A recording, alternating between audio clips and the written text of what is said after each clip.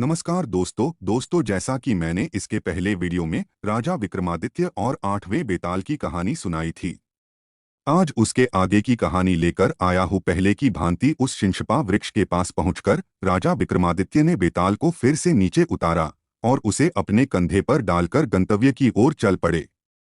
रास्ते में फिर बेताल ने मौन भंग किया। राजन, कहाँ राज्य का सुख भोग और कहाँ रात के इस प्रहर में इस महाश्मशान में घूमना?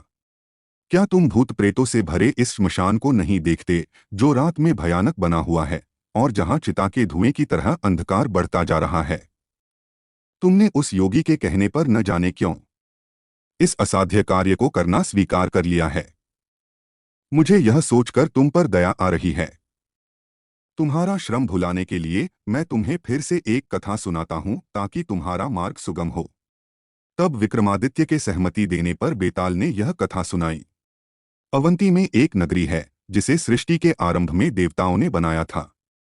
सर्पों और भभूत भस्म से विभूषित शिव के विराट शरीर के समान वह नगरी भी बहुत विशाल थी और ऐश्वर्य के प्रत्येक साधन से सुशोभित थी। जो नगरी सतयुग में पद्मावती, त्रेता में भोगवती तथा द्वापर में हिरण्यवती कही जाती थी, वही कलयुग में उज्जैनी के नाम से प्रसिद्ध हुई। उस उज्जैनी में वीरदेव नाम के एक राजा थे, जो भूपतियों में श्रेष्ठ थे। उनकी पटरानी का नाम पद्मर्ती था।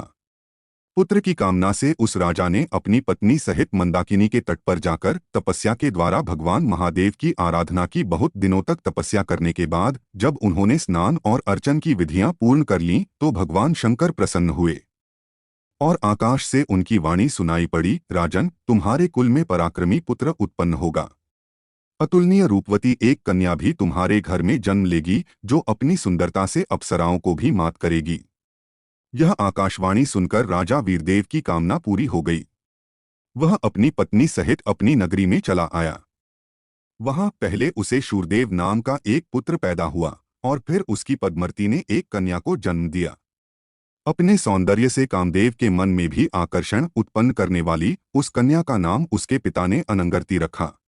जब वह कन्या बड़ी हुई तब उसके योग्य पति प्राप्त करने के लिए उसके पिता ने भूमंडल के सभी राजाओं के चित्र मंगवाए। राजा को जब उनमें से कोई भी अपनी कन्या के योग्य न जान पड़ा, तब उसने स्नेह से अपनी पुत्री से कहा, बेटी, मुझे तुम्हारे लिए योग्य कोई वर नहीं मिल रहा, अतः तुम स्वयंवर द्वारा अपना वर स्वयं ही चुनो।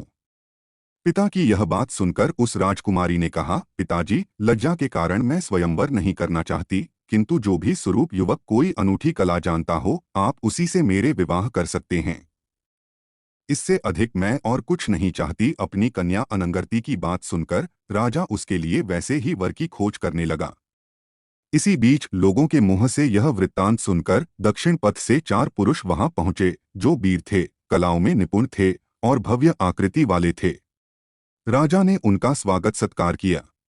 तब उस राजपुत्री की इच्छा रखने वाले वे चारों पुरुष एक के बाद एक राजा को अपने अपने कौशल का वर्णन करने लगे। उनमें से एक ने कहा, मैं शूद्र हूं, मेरा नाम पंचपट्टिक है। मैं प्रतिदिन 5 जोड़े उत्तम वस्त्र तैयार करता हूं। उनमें से एक जोड़ा वस्त्र मैं देवता को चढ़ाता हूं और एक जोड़ा ब्राह्मण को देता हूं। एक जोड़ा मैं पहनने के लिए रखता हूं। इस राजकन्या का विवाह यदि मुझसे होगा तो एक जोड़ा मैं इसे दूंगा और एक जोड़ा वस्त्र बेचकर मैं अपने खाने पीने का निर्वाह करूंगा। अतः इस अनंगर्ती का विवाह आप मुझसे करें। पहले पुरुष के बाद दूसरा बोला, राजन, मैं भाषाज्ञ नामक वैश्य हूं। मैं सब पशु पक्षियों की बोलियां जानता और समझता हूं। अतः इस राजपुत्री को आप मुझे दे दें। अनंतर जब दूसरा ऐसा कह चुका तो तीसरा बोला, राजन, मैं एक पराक्रमी क्षत्रिय हूं। मेरा नाम खड्गधर है। खड्ग विद्या में मेरी बराबरी करने वाला इस धरती पर कोई नहीं है। अतः राजन, आप अपनी कन्या का विवाह मुझसे ही करें। यह सुनकर चौथा बोला, मैं एक ब्राह्मण हूं, राजन। मेरा नाम जीवदत्त है। मेरे पास ऐसी विद्या है जिससे मैं मरे हुए प्राणियों में जान डाल देता हूं। अतः ऐसे कार्य में दक्ष मुझको आप अपनी कन्या के लिए पति रूप में स्वीकार करें। दिव्य वेश वाले उन चारों पुरुषों के ऐसा कहने पर राजा सोच में पड़ गया और विचार करने लगा कि वह किसके साथ अपनी कन्या का विवाह करे। इतनी कथा सुनाकर बेताल ने विक्रमादित्य से पूछा, राजन, अब तुम ही बताओ कि राजकुमारी अनंगर्ती का विवाह उन चारों में से किसके साथ होना चाहिए। जानकर भी यदि तुम इसका सही उत्तर नहीं दोगे तो मेरे श्राप द्वारा तुम्हारे सिर के 100 टुकड़े हो जाएंगे। यह सुनकर बेताल को राजा विक्रमादित्य ने बताया, योगेश्वर, आप समय बिताने के लिए ही मुझे मौन भंग करने को विवश करते हैं, अन्यथा आपका यह प्रश्न कौन बड़ा जटिल है। आप स्वयं ही सोचिए, उस शूद्र जुलाहे को क्षत्रिय कन्या कैसे दी जा सकती है। वैश्य को भी क्षत्रिय कन्या नहीं दी जा सकती, और फिर उसे, जिसे पशु पक्षियों की भाषा का ज्ञान है, उसका भी क्या उपयोग है। तीसरा, जो ब्राह्मण अपना स्वयं का काम छोड़कर बाजीगर बन गया है, वह भी उसके पति होने के योग्य नहीं है, क्योंकि वह ब्राह्मण अपना काम छोड़कर पतित बन गया है। आठ राजपुत्री के योग्य तो वह क्षत्रिय पुरुष है। उसी से राजपुत्री का विवाह करना उचित है, जो कुल में समान है, अपनी विद्या जानने वाला तथा पराक्रमी है। राजा की बात सुनकर बेताल ने कहा, राजन, तुमने बिल्कुल सही उत्तर दिया। राजकुमारी का विवाह उसी से होना चाहिए, क्योंकि समान कुल और पराक्रमी व्यक्ति के साथ ही कन्या का विवाह अनुकूल होता है।